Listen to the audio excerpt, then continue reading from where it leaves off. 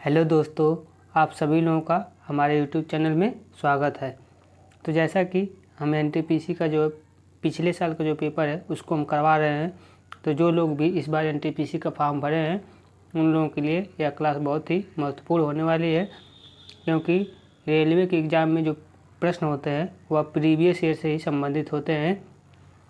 बस डाटा थोड़ा बदला रहेगा, नहीं तो जो जीएस और जीके के पोर्शन होते हैं वह टोटल रिपीट करते हैं। इसलिए जो लोग भी इस बार एनटीपीसी का पेपर को क्लियर करना चाहते हैं वो लोग इस क्लास को जो है पूरा देखें, शुरू से लेकर लास्ट तक देखें। तो चलिए शुरू करते हैं। यह पेपर जो है 2019 में हुआ था और आज का जो हम पेपर करेंगे वह है 17/1/2021, यानी कि 17 जनवरी 2021 को पेपर में पूछा गया था। तो आइए देखते हैं पहला प्रश्न।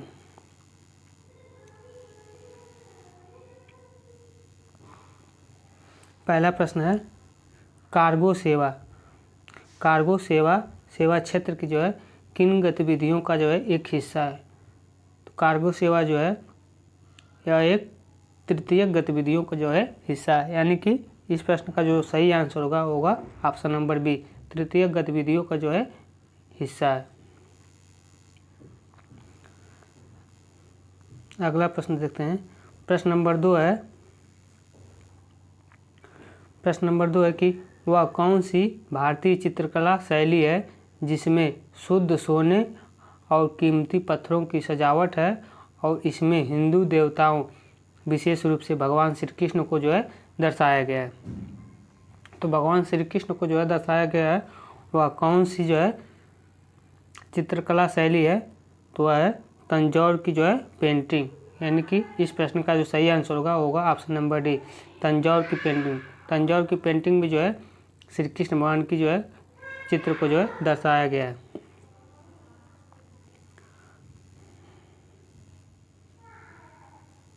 अगला प्रश्न देखते हैं। प्रश्न नंबर 3 है, यह मैथ का सवाल है। तो जो लोग भी मैथ का प्रश्न करना चाहते हैं तो वो तो पहले वीडियो को रोक कर खुद सॉल्व करें।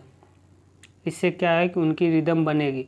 अगर जो लोग प्रश्नों को नहीं सॉल्व कर पा रहे हैं, जो प्रश्न नहीं लिखते हैं, तो हम सलूशन करा दे रहे हैं। कैसे सलूशन किया गया है आप लोग उसको देखकर उसके माध्यम से भी सीख सकते हैं, क्योंकि हम इस पर सलूशन हमारे पास सुविधा नहीं तो करवा नहीं सकते, इसलिए आप लोग सलूशन कर लिया करिए। तो आइए चलिए देखते हैं प्रश्न नंबर 3 क्या है कि 19 कलमों का जो क्रय मूल्य है 16 कलमों के जो है विक्रय मूल्य के बराबर है। तो प्रतिशत लाभ ज्ञात कीजिए। तो प्रतिशत लाभ क्या होगा, यानी कि 19 कलम का जो सीपी है वह 16 कलम के विक्रय मूल्य के बराबर है। तो इस प्रश्न का जो सलूशन होगा कि 19 सीपी मतलब क्रय मूल्य, 19 क्रय मूल्य था 19 कलम का जो सीपी है वह 16 कलम के एसपी के बराबर है। तो यहाँ से सीपी बटे जब एसपी करेंगे तो यह 19 इधर चला जाएगा, तो यह 19 यहाँ हो जाएगा, यानी कि सीपी बटे एसपी बराबर, यानी कि सीपी बटे एसपी बराबर 16/19। तो लाभ प्रतिशत पूछा है, तो लाभ प्रतिशत देखेंगे तो 16 की वस्तु 19 में बिकी है, यानी कि 3 का लाभ हुआ है 16 पर, गुणे 100 कर देंगे, यानी कि 300/16। तो 300/16 किस में आ रहा है चेक करेंगे। तो 16 काटेंगे, 4 चौक को 16, 25 चौक को 100, यानी कि 25 या 75/4, 75/4 हो जाएगा। तो 75/4 75/4 का मतलब 18 चौक 72, 72 3 75, 18 चौक 72, 72 3 75/4, यानी कि ऑप्शन नंबर 1 सही होगा। इसका सलूशन भी देख लेते हैं। उसी प्रकार से किया है। 19 कलम का सीपी 16 कलम के विक्रम, यानी 19 में से 16 घट गया 3/16, यानी कि 18 से 3/4, यानी कि वही आंसर होगा 18 से 3/4।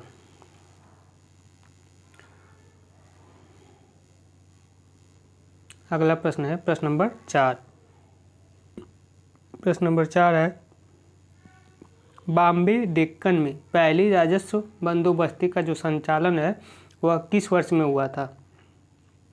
तो बॉम्बे डेक्कन में जो है पहली राजस्व बंदोबस्ती का जो संचालन था वह हुआ था सन 1820 ईस्वी में, यानी कि ऑप्शन नंबर बी सही होगा।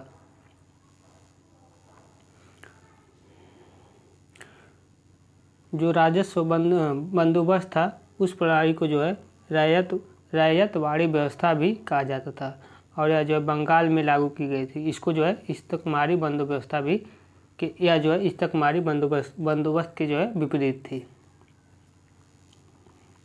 अगला प्रश्न है प्रश्न नंबर 5। प्रश्न नंबर 5 है भारत में जो है क्या एक भ्रष्टाचार निरोधक संस्था है जो लोक प्राधिकारियों के द्वारा किए जाने वाले कुप्रबंधन के खिलाफ जो है व्यक्तियों से प्राप्त शिकायतों की जांच कर सकती है। तो इस प्रश्न का जो सही आंसर होगा वो होगा लोकपाल। लोकपाल जो है इसकी जांच कर सकती है, यानी इस प्रश्न का जो सही आंसर होगा वो होगा ऑप्शन नंबर 1।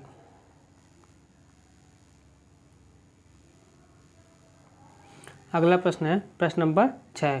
प्रश्न नंबर 6 है भारतीय राजमार्ग संपर्क के उत्तर दक्षिण और पूरब पश्चिम कॉरिडोर में जो है एक दूसरे को प्रतिच्छेदित यानी कि इंटरसेक्ट करते हैं। तो वह क्या होते हैं? वह होते हैं झांसी के जो लोग हैं एक दूसरे के कॉरिडोर को जो है प्रतिच्छेदित यानी कि इंटरसेक्ट करते हैं। तो इसका सही आंसर होगा झांसी। अगला प्रश्न है प्रश्न नंबर 7। प्रश्न नंबर 7 है कि 4 शब्द दिए गए हैं, इनमें से 3 किसी प्रकार से जो है संगत है और एक असंगत है। असंगत शब्द का जो है चयन करना है। तो शब्द है बसंत, तूफान, सर्दी और शरद। तो इसमें जो है बसंत ऋतु जो है बसंत हो गया, सर्दी हो गया, शरद, यह सभी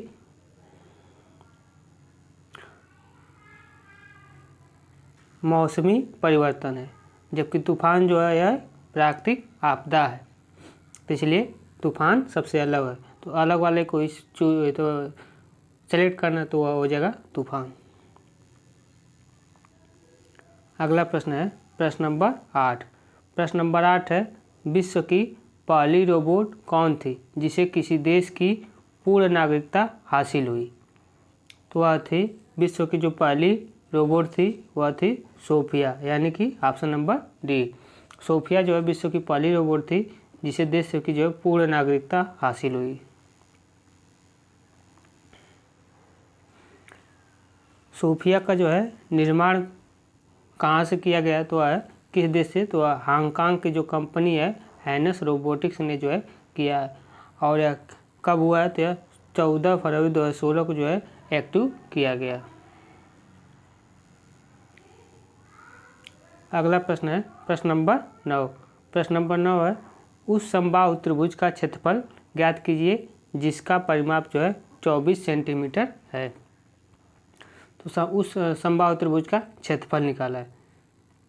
तो इसका सलूशन दिखाते हैं आप लोग को। मैथ का जो सवाल है पहले आप लोग खुद सॉल्व किया करिए, क्योंकि इससे जो है आपका जो है जो मैथ का लगाने का पोर्शन है वो अच्छा होगा।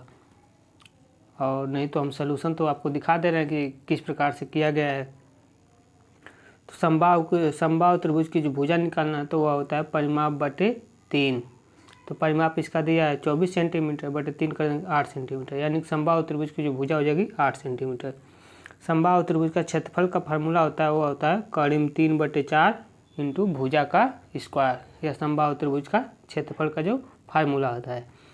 अब भुजा यहाँ से हमको निकल गई 8 सेंटीमीटर, तो इसमें हम जब रख देंगे तो आ जाएगा करीब 3/4। तो भुजा का स्क्वायर यानी कि 8 × 8, यहाँ से आंसर आ जाएगा 16√3 का 16√3 आ जाएगा सेंटीमीटर स्क्वायर, इसका मात्रक हो जाएगा।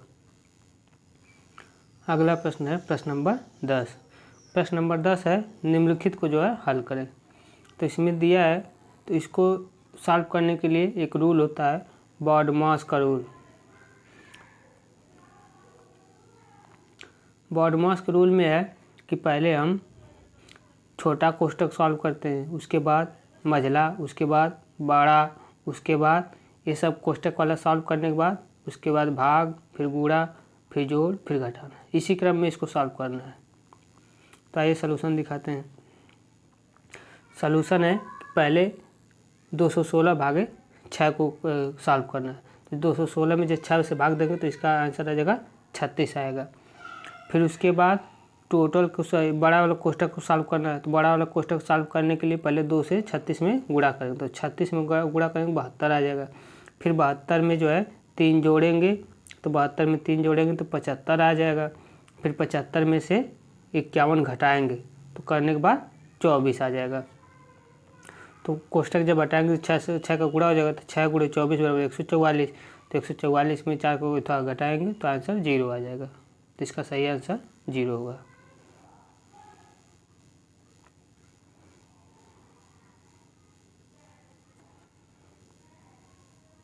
अगला प्रश्न है प्रश्न नंबर 11। प्रश्न नंबर 11 है, यदि कूलर को भोजन कहा जाता है, या रीजनिंग का प्रश्न है, यदि कूलर को भोजन कहा जाता है और भोजन को गुलाब कहा जाता है और गुलाब को रेस्टोरेंट कहा जाता है और रेस्टोरेंट को नटखट कहा जाता है, तो आदमी क्या है? तो प्रश्न में पूछा है कि आदमी क्या है। तो आदमी जो है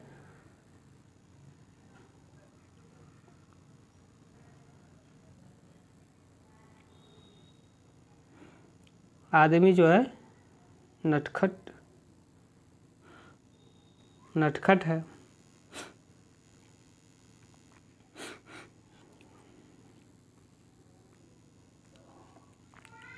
प्रश्न में पूछा है कि आदमी क्या खाएगा। तो आदमी जो है क्या खाएगा, तो आदमी जो है भोजन खाएगा। तो भोजन को यहाँ पर क्या कहा गया है, तो यहाँ पर देखिए भोजन को जो है गुलाब कहा गया है। तो भोजन को गुलाब कहा गया है, तो इस यानी कि आदमी क्या खाएगा, तो भोजन खाएगा, तो भोजन को जो है गुलाब कहा गया, तो इसका सही आंसर गुलाब हो जाएगा, यानी कि ऑप्शन नंबर बी सही हो जाएगा। अगला प्रश्न है प्रश्न नंबर 12। प्रश्न नंबर 12 है, यदि 1 + 2 + x माइनस 0.15 माइनस 0.42 प्लस 0.94 बराबर 4 है, तो x का जो है मान कितना होगा। तो x का मान निकालना है। तो इसको भी आइए दिखाते हैं कैसे सॉल्व किया गया है। तो प्रश्न में जो है यह दिया गया है, तो इसको सॉल्व करने के लिए पहले इसको जोड़ेंगे, तो 2 + 1 3, यह हो जाएगा 3 + x माइनस, जब इसको टोटल जोड़ेंगे और घटाएंगे तो इसकी वैल्यू आ जाएगी 0.64। फिर इस कोष्ठक को खोल लेंगे तो यह जोड़ने पर 3 + x, यह इधर आ जाएगा तो पॉजिटिव हो जाएगा, यानी कि 4.64 आ जाएगा। यहाँ से x की वैल्यू 1.64 आ जाएगी, यही आंसर हो जाएगा। अगला प्रश्न है प्रश्न नंबर 13। प्रश्न नंबर 13 है, निम्नलिखित में से कौन सी पर्वत श्रृंखला वलित पर्वतों का उदाहरण है।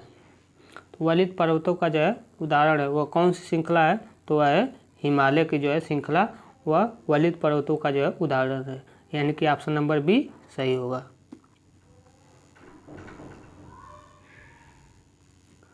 अगला प्रश्न है प्रश्न नंबर 14। प्रश्न नंबर 14 है, यक्ष ने जो है 1,50,000 में एक कार खरीदी और 5% के लाभ पर इसे वाई को जो है बेच दिया। बाद में वाई ने इसे 2% की जो है हानि पर यक्ष को जो है वापस बेच दिया। इस संपूर्ण लेन देन में यक्ष को जो है प्राप्त लाभ या फिर हानि कितना हुआ है ज्ञात कीजिए। यह जो है क्रय मूल्य विक्रय मूल्य पर सवाल है। आइए इसका सलूशन दिखाते हैं। इसका सलूशन क्या होगा प्रश्न में जो है कहा है कि यक्ष ने जो है 5% के लाभ लेने के पश्चात वाई को कार बेचा है। तो वह 1,50,000 की जो कार है उसको 5% के लाभ बेचा है। तो बेचा कितने में है, तो 105% में, यानी कि 100% खुद का होता है तो 105 में बेचा है, 105/100, यानी कि यह हो जाएगा 1,57,500 में। फिर प्रश्न में कहा है कि वाई ने इसे यक्ष को जो है वापस बेच दिया है, कितने में, 2% की हानि पर, यानी कि 1,57,500 की जो कार है उसको 2% की हानि पर, यानी कि 98%, यानी कि 98/100 में बेच दिया है। तो वह कितना हो जाएगा, वह हो जाएगा 1,54,350। तो अब प्रश्न में कहा है कि यक्स को जो है कितना लाभ या फिर हानि होगी। तो कार की जो पहले कीमत थी वह थी 1,50,000। अब बेचा कितने में है, वो अब वो पाया कितने में, 1,54,350 में।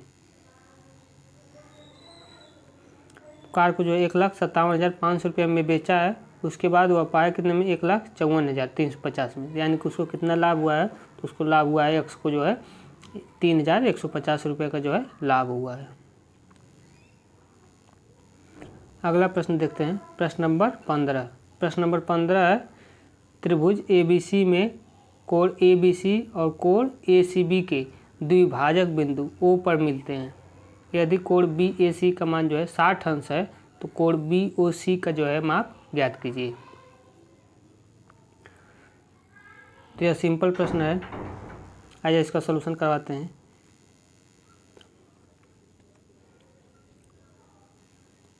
कितना दिया है, कोण BAC का माप 60 अंश दिया है। पूछा क्या है, BOC पूछा है।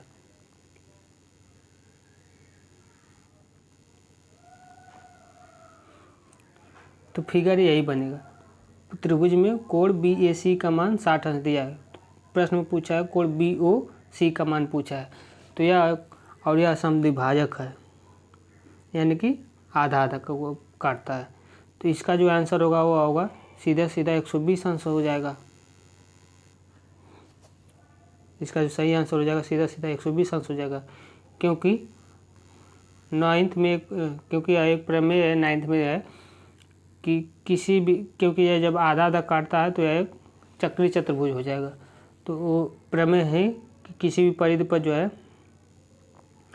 चक्री चतुर्भुज जब इसको मान लेंगे, तो प्रमेय है कि किसी भी चाप के द्वारा केंद्र पर बना कोण जो है वह परिधि पर बने कोण का जो है दोगुना होता है। तो अगर यह 60 है तो सीधे 120 हो जाएगा।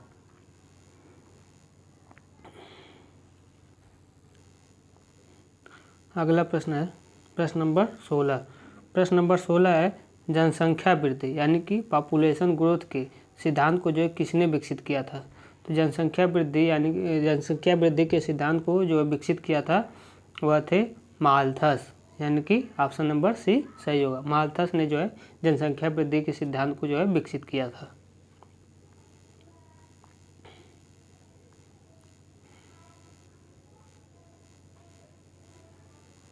अगला प्रश्न है, प्रश्न नंबर 17। प्रश्न नंबर 17 है, 99.75 और 0.5554 के जो गुणनफल में दशमलव बिंदु के दाईं ओर कितने अंक हैं। तो इसके गुणनफल के दाईं ओर के कितने अंक हैं। तो पहले तो इन दोनों को गुणा करेंगे, गुणा करने पर जो है संख्या आ जाएगी। तो पूछा है दशमलव के दाहिनी ओर कितने अंक हैं। तो दशमलव के दाहिनी ओर अंक जो है 2, 2, 4, 2, 6 अंक है। तो इस प्रश्न का जो सही आंसर हो जाएगा वो होगा ऑप्शन नंबर 1, 6। अगला प्रश्न है, प्रश्न नंबर 18। प्रश्न नंबर 18 है, एक्स और वाई दो ट्रेनें क्रमशः 32 किलोमीटर प्रति घंटा और 26 किलोमीटर प्रति घंटा की चाल से एक ही दिशा में चल रही हैं।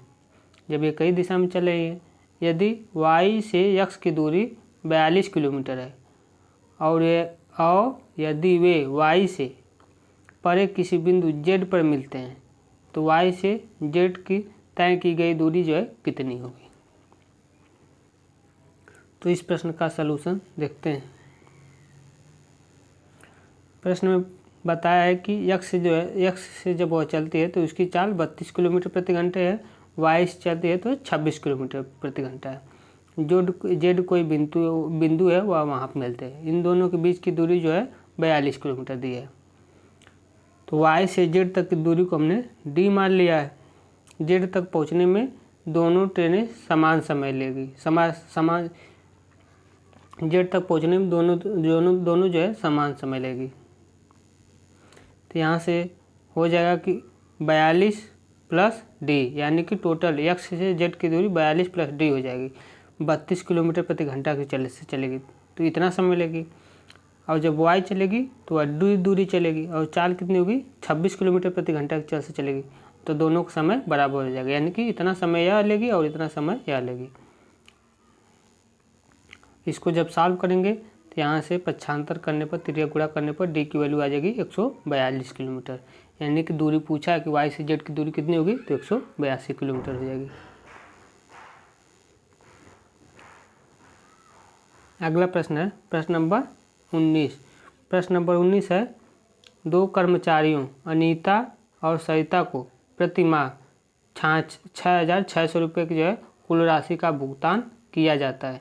यदि अनीता को सरिता को दी गई राशि का 120% भुगतान किया जाता है तो सरिता को कितनी राशि मिलेगी।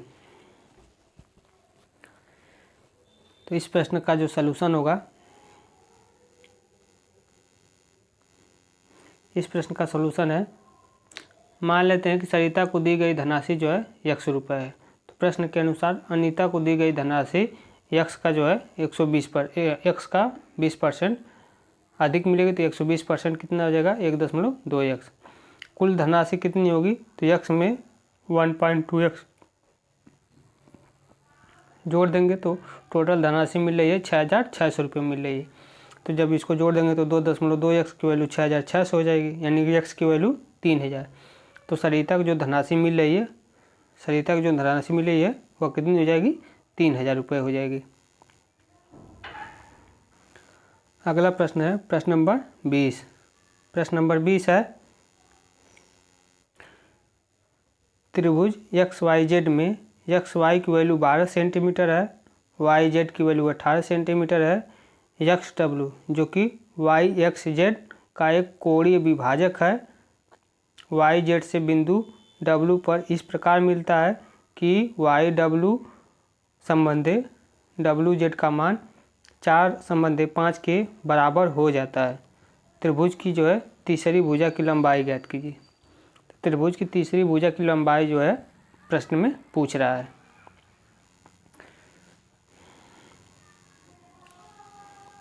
तो प्रश्न में किसकी किसकी भुजा दिया है, YZ, YW और DW, YW WZ, YW WZ, यह जो है 4 संबंधे 5 के अनुपात में है।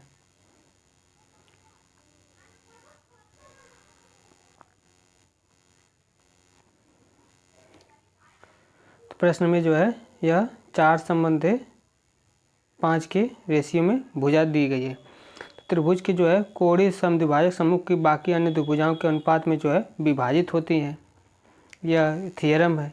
यहाँ से XZ की वैल्यू जो है x सेंटीमीटर मान लेते हैं, XZ की जो है यह तीसरी भुजा, इसकी वैल्यू x मान लेते हैं। यह 4 संबंधे 5 के अनुपात में दिया है, तो यह कितना हो जाएगा, 5 4 9, यानी कि 9 यूनिट की वैल्यू जो होगी वह 18 दी गई है। तो 1 यूनिट की वैल्यू जो होगी वह होगी 2 यूनिट, 2 हो जाएगी। तो इसलिए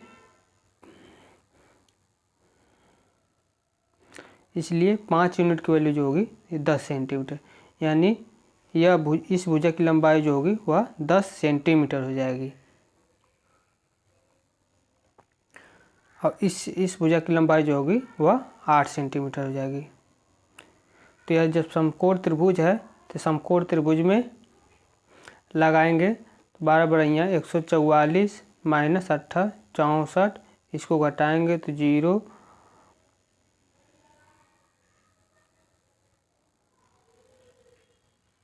80 आ जाएगा। तो यह वैल्यू √80 हो जाएगी। तो इसको जब निकालेंगे तो यह 80 + 100, 80 + 100 180, यानी कि √180 आ जाएगी। सीधे सीधे x बराबर 15 सेंटीमीटर, इस तरह के से भी निकाल सकते हैं। XZ की वैल्यू x मान लेते हैं तो 12/x जो होगी वह सीधे सीधे 4 संबंधे 5 के अनुपात में होगी, तो यहाँ से x की वैल्यू 15 सेंटीमीटर आ जाएगा। अगला प्रश्न है प्रश्न नंबर 21। प्रश्न नंबर 21 है, दिए गए विकल्पों में से उस सभी के चयन जो इस स्थान पर जो है आएगा। तो इसको सॉल्व करने के लिए सिंपल है, C की वैल्यू 3 होती है, I की वैल्यू 9 होती है, O की वैल्यू 15 होती है। तो 3 त्रिक 9, 3 5 15, 5 का गुणा हुआ है, फिर उसके बाद 3 का गुणा होगा 21, पहले 3 का गुणा हुआ है, फिर 5 का गुणा हुआ है, अब 7 का गुणा हुआ तो 3 7 21, यानी कि 21 की वैल्यू होती है u, यानी कि यह नहीं होगा, यह नहीं होगा, या इन दोनों में से एक होगा। ठीक, u आएगा। अब नीचे f का देखते हैं। f की वैल्यू होती है 6, l की वैल्यू होती है 12, r की वैल्यू होती है 18। तो 6 दूनी 12, 6 3 18, तो उसके बाद आएगा 6 6 को 24 आएगा। तो 24 पे क्या आता है, 24 पे आता है x की वैल्यू, यानी कि ऑप्शन नंबर बी सही हो जाएगा। 21 का option number B, option number B सही है। 21 का ऑप्शन नंबर बी सही है। अगला प्रश्न है प्रश्न नंबर 22। प्रश्न नंबर 22 है, निम्नलिखित में से कौन सा विकल्प प्लास्टर ऑफ पेरिस के बारे में सत्य नहीं है। जो नहीं वाले प्रश्न हैं उन लोगों को आप ध्यान दिया करिए, क्योंकि इसमें जो है सभी बच्चे गलत कर आ जाते हैं, क्योंकि ध्यान नहीं देते हैं कौन सा नहीं है। तो प्रश्न पूछा है कौन सा नहीं है, तो इसके ऑप्शन है, ऑप्शन ए जो है प्लास्टर ऑफ पेरिस सफ़ेद होता है, तो यह ऑप्शन, यह पॉइंट जो है सही है। ऑप्शन नहीं, यह पॉइंट जो है सही है। प्लास्टर ऑफ पेरिस सफ़ेद होता है, तो यह पॉइंट सही है। अगला है कि पानी से गीले होने पर प्लास्टर ऑफ पेरिस में कोई परिवर्तन नहीं होता है, तो यह पॉइंट गलत है, परिवर्तन होता है।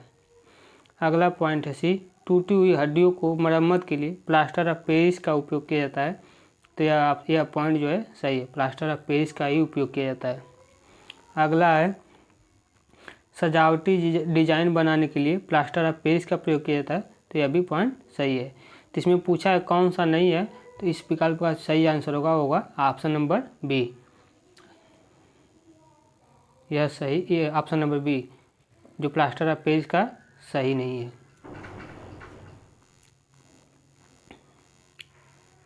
अगला प्रश्न है प्रश्न नंबर 23। प्रश्न नंबर 23 है, यदि हम भिन्न के अंश को 50% और हर को 80% बढ़ाते हैं तो नया भिन्न मूल भिन्न का जो है कितना हो जाएगा, मतलब पहले जो था उसका कितना हो जाएगा। तो पहले 50% बढ़ाते हैं, फिर 80% बढ़ाते हैं। तो हमने मान लिया कि कोई भिन्न x बटे y है। जब उसके अंश को 50% बढ़ाएंगे और हर को 80% बढ़ाएंगे तो प्राप्त भिन्न क्या होगा। तो भिन्न का जो है, पहले भिन्न का 50% बढ़ाएंगे तो यह x का 150/100 हो जाएगा, और हर को 80% बढ़ाएंगे तो y का 180/100 हो जाएगा। तो यहाँ 100 कट जाएगा, तो यह हो जाएगा 1.58/1.8y हो जाएगा। उसके बाद पूछा हुआ नई भिन्न का जो है कितना परसेंट होगा, तो 1.58/x जो है x/y कितना होगा, तो सीधे हो जाएगा 5/6 हो जाएगा।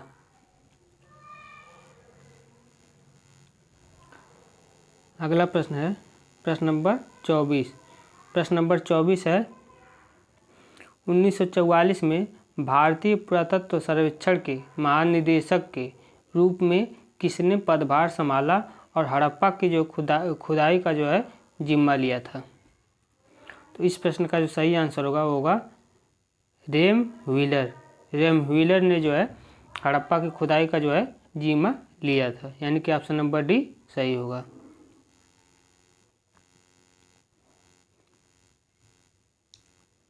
अगला प्रश्न है प्रश्न नंबर 25।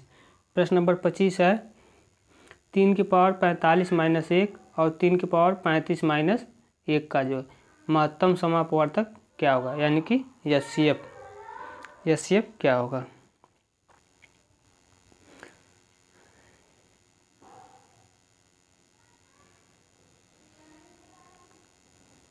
तो इसका सॉल्यूशन देखें, 3 की पावर 45 - 1, तो 3 की पावर 45 - 1 को क्या लिख सकते हैं, इसको लिख सकते हैं 3 की पावर 9 × 5, यानी कि 9 × 5 3 की पावर 9 × 5 - 1, और इसको फिर लिख सकते हैं 3 की पावर 5 के होल की पावर 9 - 1।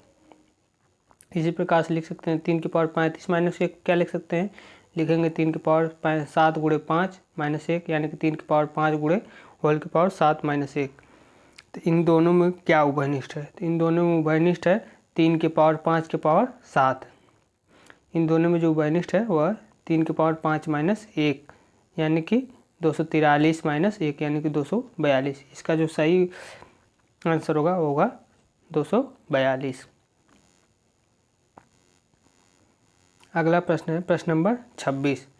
प्रश्न नंबर 26 है, दिए गए विकल्प में से उस विकल्प का निष्कर्ष चयन कीजिए जो दिए गए कथन का अनुसरण करता है। तो इसमें जो कथन है कि जीवन में सफल होने के लिए सभी को कठिन परिश्रम करना चाहिए।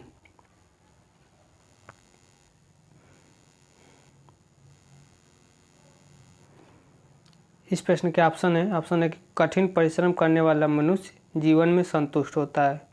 अगला है, कठिन परिश्रम के बिना कोई जीवन में सफल नहीं हो सकता। अगला है, जो कठिन परिश्रम करता है वे केवल वही पास हो पाएंगे। अगला है, जीवन का संबंध कठिन परिश्रम से है।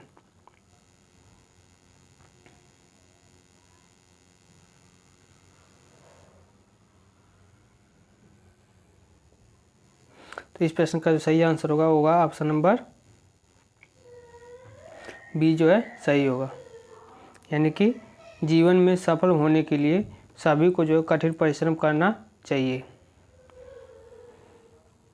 क्योंकि कठिन परिश्रम के बिना जो है कोई भी जीवन में सफल नहीं हो सकता।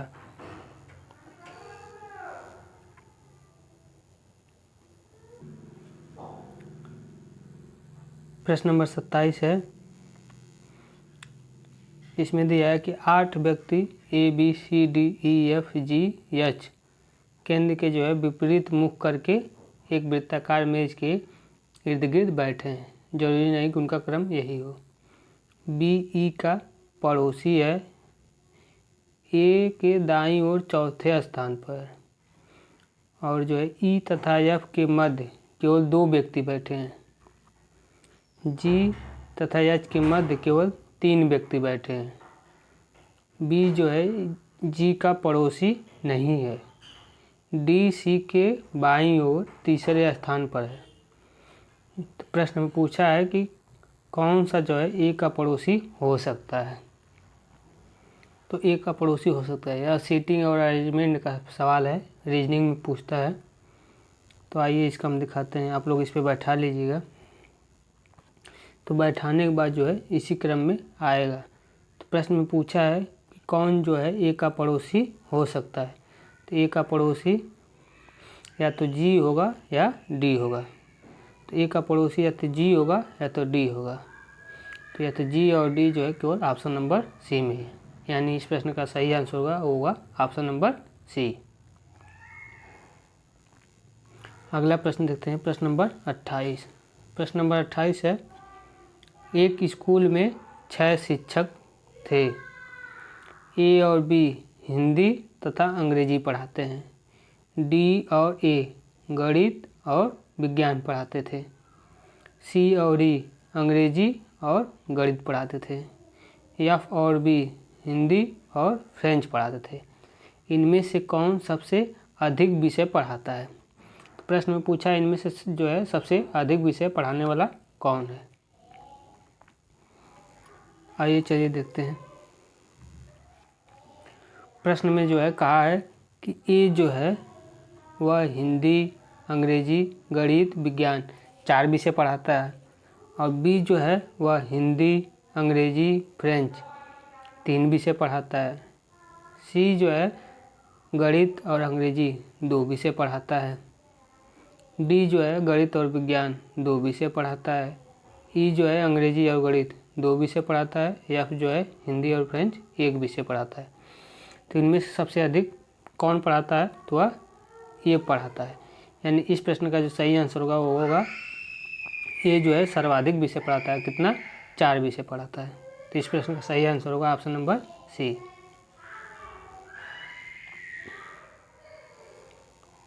अगला प्रश्न है प्रश्न नंबर 29। प्रश्न नंबर 29 है,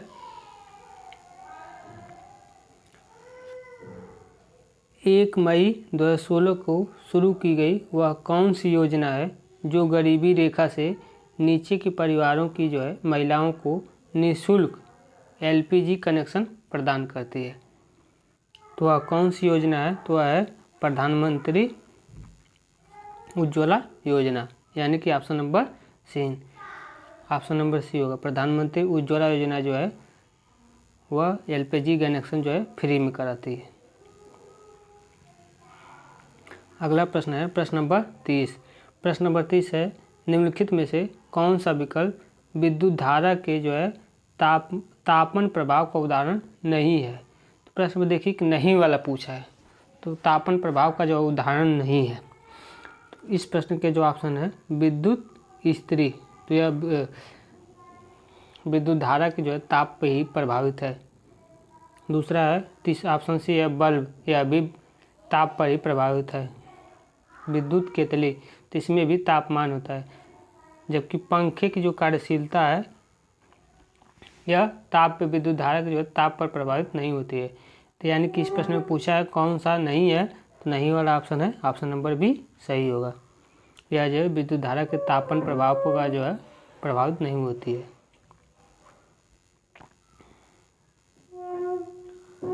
अगला प्रश्न है प्रश्न नंबर 31। प्रश्न नंबर 31 है, भारतीय निर्यात संगठन के महासंघ के द्वारा विकसित मोबाइल ऐप जो कि अंतर्राष्ट्रीय व्यापार करने के लिए आवश्यक जानकारी की एक विस्तृत श्रृंखला प्रदान करता है, तो उसे क्या कहा जाता है? तो उसको कहा जाता है निर्यात सेवा। इस प्रश्न का जो सही आंसर होगा ऑप्शन नंबर, इस प्रश्न का सही आंसर होगा ऑप्शन नंबर डी सही होगा। उसको क्या कहा जाता है? उसको निर्यात मित्र कहा जाता है। अगला प्रश्न है प्रश्न नंबर 32। प्रश्न नंबर 32 है, गीता 40 छात्रों के एक समूह में शीर्ष से 8वें स्थान पर है, तो उसका नीचे से स्थान क्या होगा? तो 40 छात्रों में ऊपर से 8वें स्थान पर गीता है, तो नीचे से उसका स्थान क्या होगा?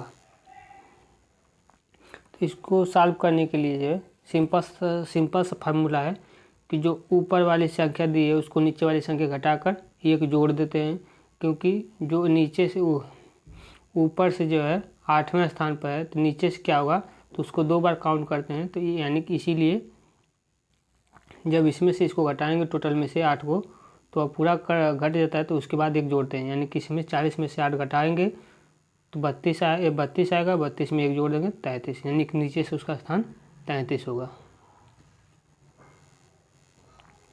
अगला प्रश्न है प्रश्न नंबर 33। प्रश्न नंबर 33 है, यदि A1, A2, A3 और A4 का A1, A2, A3, A4 का औसत है और 19.5 है। A1, A2, A3 और A4 का जो औसत है वह 19.5 है। A1 की वैल्यू 21 दिया है। A1, A2, A3 का जो औसत है वह A2, A3, A4 के औसत के बराबर है, तो A4 का मान क्या होगा? तो बहुत ही सिंपल सवाल है, आइए इसको दिखाते हैं। प्रश्न में दिया है कि A1, A2, A3 का जो औसत है वह A2, A3, A4 के औसत के बराबर है, यानी कि A1 + A2 + A3 बटे 3 कर देंगे, तो वह होगा A2 + A3 बटे A4 को बटे 3 हो जाएगा। यहाँ से 3 से 3 कट जाएगा, तो यहाँ से जब करेंगे तो यहाँ से A2 भी A2 कट जाएगा, A3 कट जाएगा, तो यहाँ से A1 की वैल्यू A1 और A4 बराबर हो जाएगा। प्रश्न में A1 की वैल्यू 21 दिया है, तो A4 की वैल्यू भी 21 हो जाएगी, क्योंकि A4 की वैल्यू पूछा है। अगला प्रश्न है प्रश्न नंबर 34। प्रश्न नंबर 34 है, कौन सा एक पौधा है जो कि जंगल में उगता है और उनकी पत्तियों पर नुकीले रोम होते हैं, जो कि गलती से छू जाने पर दर्द का कारण बन सकते हैं? तो वह कौन सा पौधा होता है? तो वह पौधा जो होता है वह होता है बिच्छू बूटी, यानी कि नेटल। बिच्छू बूटी पौधा होता है जिसको छूने पर उसकी पतलियाँ नुकीली रोम की, जिसे छू देने पर दर्द का कारण बन जाता है।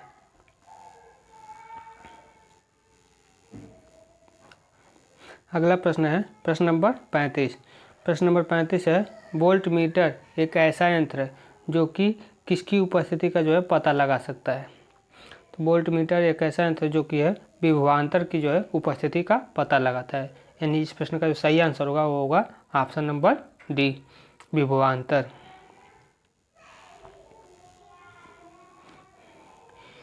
विभवांतर का जो है मात्रक होता है वह वोल्ट होता है। प्रश्न में जो है पेपर में जो है पूछता है कि विभवांतर का मात्रक क्या होता है, तो वह वोल्ट होता है। और विभवांतर जो है एक अदिश राशि होती है। प्रश्न में पूछता है कि विभवांतर कैसी राशि है, तो विभवांतर जो है एक अदिश राशि है। अगला प्रश्न है प्रश्न नंबर 36। प्रश्न नंबर 36 है किनमें से तीन संबंधित है कौन सा सही होगा। तो इसमें दिया है नागरिक, चंद्रमा, अनाज, तीनों कैसे संबंधित है। तो इस प्रश्न का जो सही आंसर होगा ऑप्शन नंबर सी, तीनों जो है अलग है। नागरिक का कोई संबंध चंद्रमा से नहीं है, चंद्रमा का अनाज से नहीं है, यानी कि ऑप्शन नंबर ये जो बी है ये सही होगा, तीनों अलग अलग होंगे।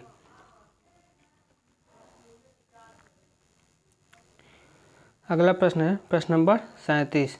प्रश्न नंबर 37 है 987 गुणे 999 का जो है मान ज्ञात कीजिए। तो यह सिंपल सवाल है, इसको लगाने के लिए सिंपल तरीका है बहुत ही शार्ट में कि 987 को 999 को 1000 माइनस 1 कर देंगे। तो 987 को जब 1000 में गुणा करेंगे तो केवल 3 जीरो लग जाएगा, 987 गुणे 3 जीरो। उसके बाद 987 को जब 1 में गुणा करेंगे तो 987 आ जाएगा, घटाने पर यह वैल्यू आ जाएगी। अगला प्रश्न है प्रश्न नंबर 38। प्रश्न नंबर 38 है एक सेल्समैन को 3/4 घंटे में 6 किलोमीटर की दूरी तय करनी होती है।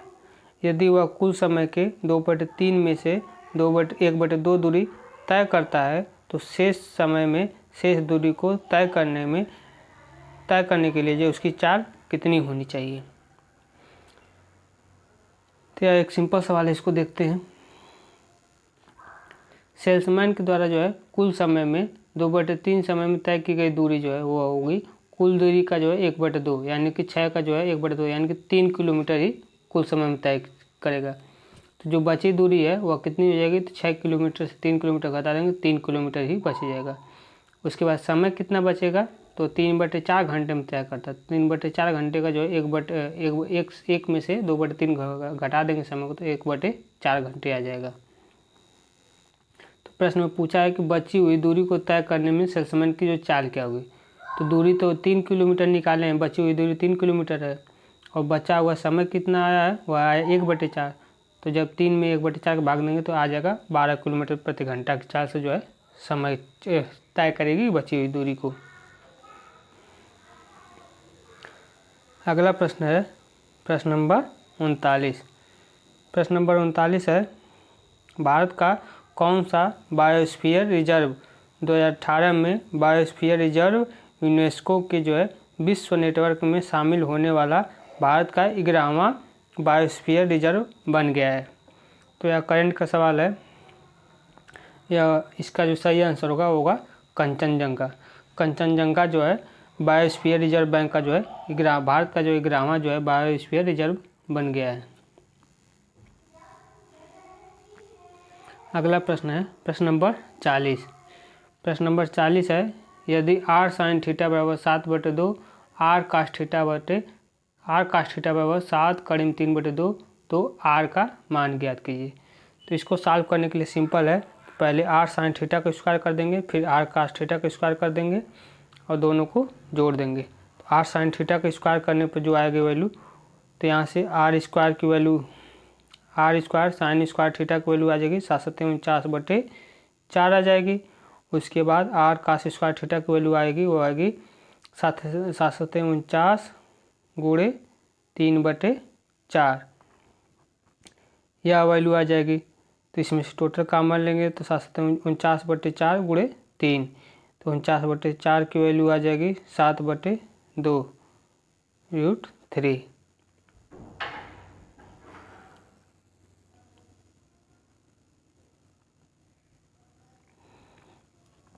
आइए उसको दिखाते हैं, इस प्रकार सॉल्व नहीं हो पा रहा है। देखिए उसी प्रकार से किया गया है। आर साइन थीटा की वैल्यू 7/2 है, आर कास थीटा की वैल्यू है, तो दोनों को जो वर्ग करके जोड़ देंगे तो यहाँ से R square sine square theta की वैल्यू 7 7 49/4 और इसको करेंगे 49 × 3 यानी कि 147/4। यह आ जाएगी। जब दोनों को जोड़ेंगे तो 196/4 यानी कि 196 जो है 14 का वर्ग है, यानी कि 14/2, यानी कि आर की वैल्यू आ जाएगी, वो आ जाएगी 7, यानी कि सही आंसर हो जाएगा 7। अगला प्रश्न है प्रश्न नंबर 41। प्रश्न नंबर 41 है, निम्नलिखित में से कौन सी संख्या 11 से विभाज्य है। तो 11 का जो विभाज्य नियम चेक करने के लिए जो है सिंपल तरीका है कि विपरीत वाला से संख्या देखते हैं। तो इसमें देखेंगे 3 + 2, 3 2 5, 5 5 10, 10 आएगा। उसमें से इसको घटाएंगे 3 + 1 4, 4 + 5 9, 10 में से 9 घटाएंगे तो इसकी वैल्यू आ गई 1। एक जो है 11 से विभाज्य नहीं है, यानी कि यह आंसर नहीं होगा। इसी प्रकार बी को चेक करेंगे, तो बी को चेक करेंगे तो 2 + 3 5, 5 + 5 10, 10 आ गई। उसी प्रकार जब इसको चेक करेंगे तो 0 + 4 4, 4 + 6 10, इसकी वैल्यू 10 आ गई। तो 10 - 10 = 0। तो 11 का जो विभाज्य नियम होता है वो होता है कि इन विपरीत एक को छोड़कर जो संख्या आती है उनको जोड़कर फिर दूसरे को छोड़कर जो आते हैं उनको घटाने पर वह संख्या 0 या फिर 11 से कटनी चाहिए।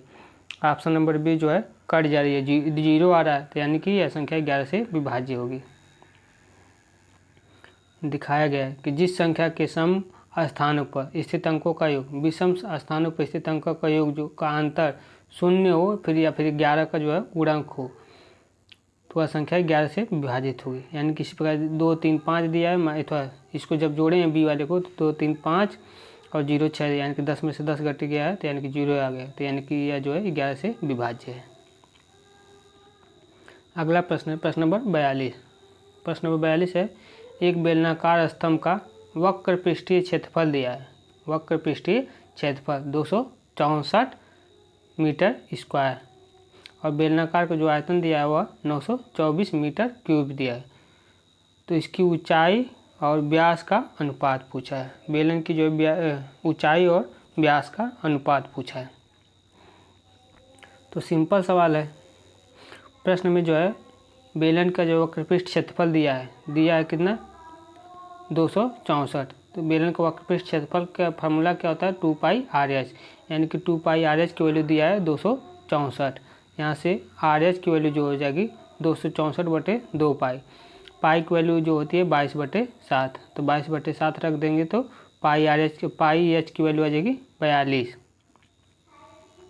इसी प्रकार से बेलन का आयतन दिया है। बेलन का आयतन होता है πr²h और कितना दिया है 924। यहाँ से r²h का वैल्यू आ जाएगी 924/π। r²h की वैल्यू आएगी 294।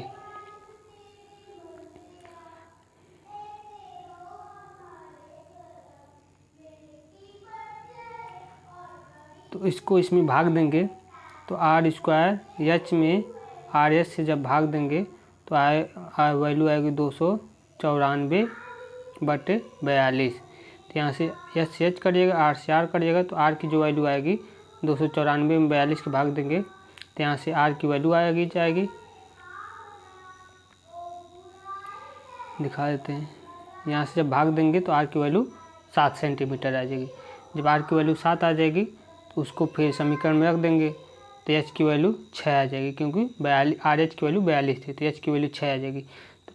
तो चूँकि r मतलब त्रिज्या की वैल्यू 7 है तो व्यास जो है 7 दूनी 14 सेंटीमीटर हो जाएगा। तो प्रश्न में पूछा है कि ऊंचाई और व्यास का अनुपात, तो ऊंचाई जो है 6 सेंटीमीटर आ गया है और व्यास जो है 14, यानी कि इसका रेशियो 3:7 हो जाएगा, 3:7। अगला प्रश्न है प्रश्न नंबर 43। प्रश्न नंबर 43 है, संयुक्त राष्ट्र विश्वविद्यालय जो है कहाँ पर स्थित है। तो संयुक्त राष्ट्र विश्वविद्यालय जो है वह स्थित है टोक्यो जापान में। यानी इस प्रश्न का सही आंसर होगा option number C, Tokyo Japan.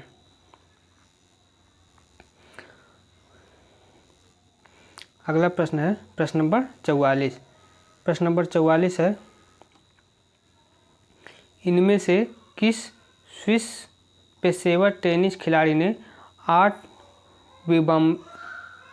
Wimbledon खिताब और लगातार 5 यूएस ओपन खिताब जीतकर एक जो है रिकॉर्ड बनाया है?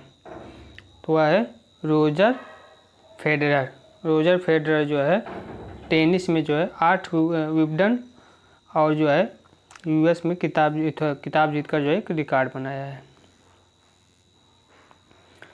अगला प्रश्न है प्रश्न नंबर 45। प्रश्न नंबर 45 है, कौन सा जो है भारत का सबसे लंबा राजमार्ग है?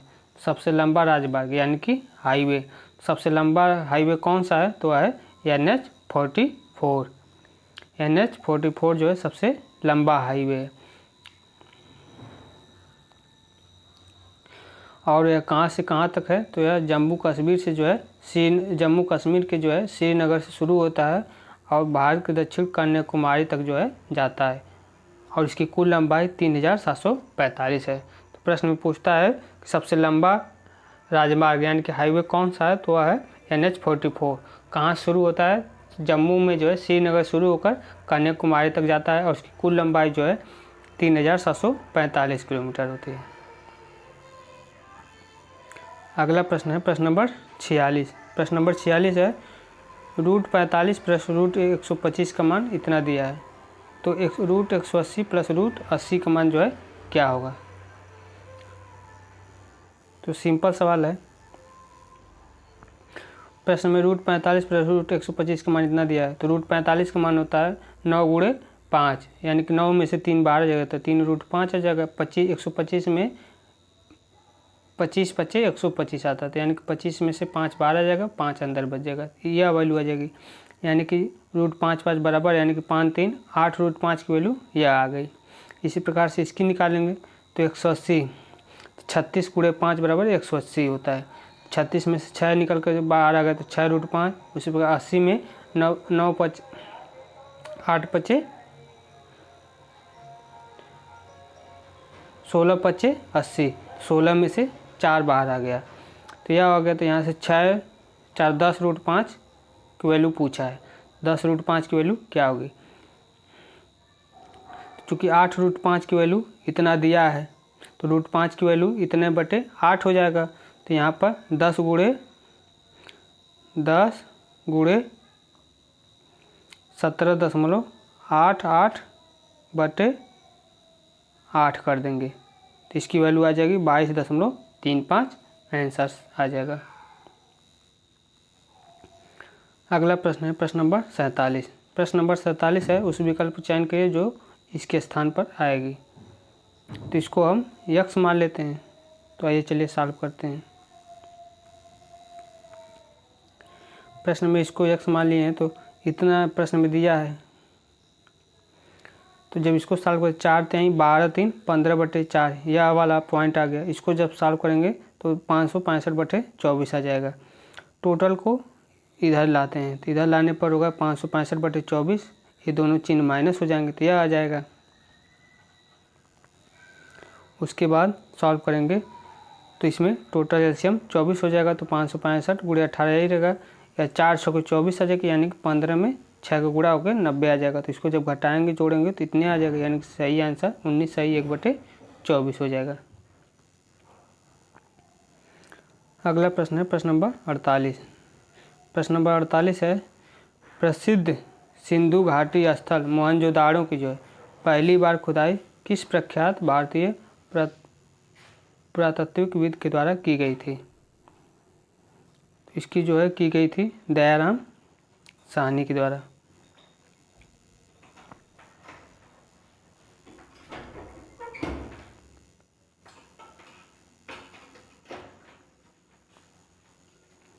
अगला प्रश्न है प्रश्न नंबर 49। प्रश्न नंबर 49 है, भूमध्य सागर और लाल सागर की जो कौन सी नहर को जो है जोड़ती है? तो भूमध्य सागर और लाल सागर को कौन सी नहर जोड़ती है? तो वह है स्वेज नहर।